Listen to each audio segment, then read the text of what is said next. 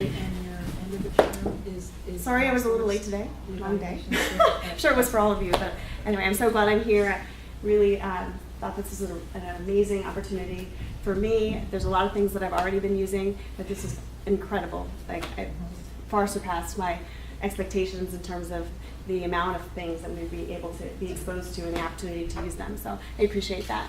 So when I started this presentation, I just thought I'd put up here, tell us about what you learned. And I thought, well, me, what did I learn? Because this is not about me, right? It's about my students and how I can better connect with them and the different ways of doing it. So kind of putting on that lens as I'm going through it, as I progress through my learning. So anyway, I'll take you through this little journey. And I just put this up here. And I thought to myself, wow, what can I wish there was an online teaching for dummies that was really simplistic. Can it break it down for me really, really well in really simplistic terms, that way I can really kind of engage with my students and really fast as well, and not too complicated. And that's what this class did for me. It wasn't the book for dummies, and none of us are dummies, but it broke it down very simplistically, and I appreciate all the support that we had throughout the time we were here. And so this is where it brings us. When I think about students and how we're engaging our students both in the classroom and online, we think about connection, right? How can we make that connection? How can we make the connection with the content something that's meaningful for them, but as well as the relationship that we have with them ongoing, what that would be like. So I just thought this represented connection, and as you can see, it's expanded to the whole screen. So I learned how to do that. So then I thought about, I was looking for a student that looked like my student that would show what I wanted to show, but instead it's my son. And this picture is from my husband. He took it, and I thought this was a great picture because it kind of symbolized for me that that's not what we want, right? We don't want the cold and the timid students that are in their own houses going, oh my gosh, I have to do this assignment, and I'm really worried about it. And then what happens sometimes too, if you don't make the content engaging, then you have, unfortunately, students who feel like this. I try to be good, but I'm just bored with this class. So we don't want that. So I think, okay, well, what can we do? And how can we make those connections, and how can they be meaningful and fun and exciting in a way that they'll go out and talk about your class when they're not in class and learn more and have more conversations. And what we want is, we don't want them like a deer in headlights, like, oh my gosh, they showed us this and we have to learn it. We want the, hey, what's going on over there? What's going on in that class over there? What can I take from this class and connect it with that class? And that's what we want. So I thought this is a good example. He's not scared. He's just checking things out.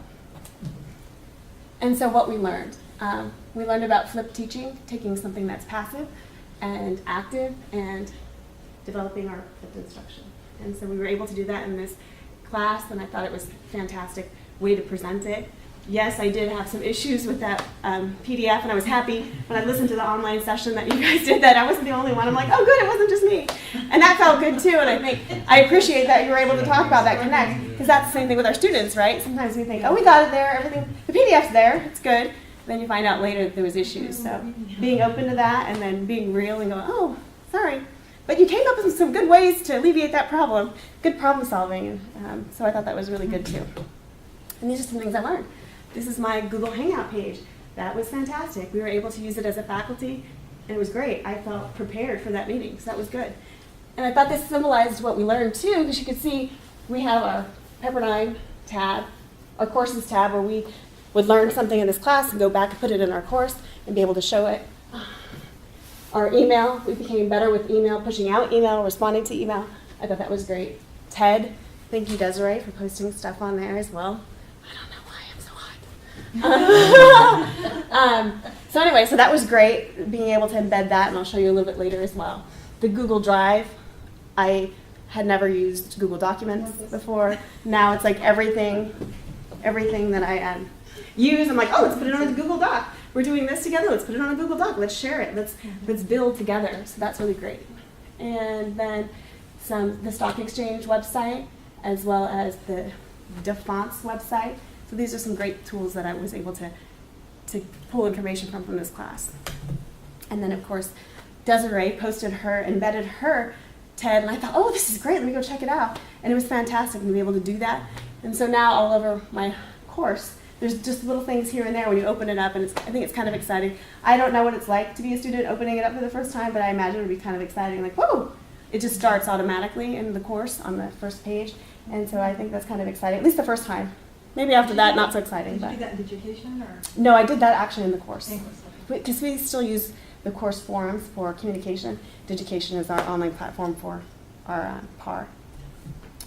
So now I see, thanks to this class, I can see what it's like from a frame of a student and make things more exciting and creative. Even if it's just a picture, but there wasn't a picture there before, and maybe they couldn't make a connection, and now they'll remember, you know, based off of the visuals that we've been able to provide.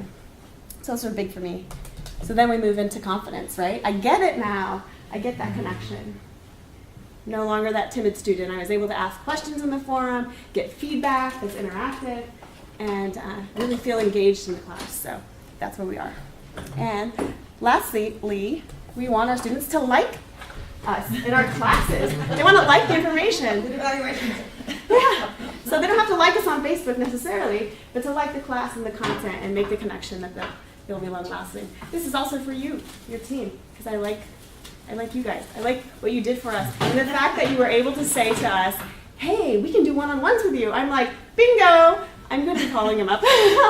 And just looking at an opportunity to look at what we currently have and you being willing to say, hey, there's a better way to do it. Let's try this. And Jennifer talked about that as well, how you walked her through that, and I appreciate that. Unfortunately, in the past 8 weeks, it's probably been the toughest 8 weeks, besides dissertation, of course, toughest 8 weeks of my schedule, but it's worked out, and you guys have been so patient, and I appreciate that.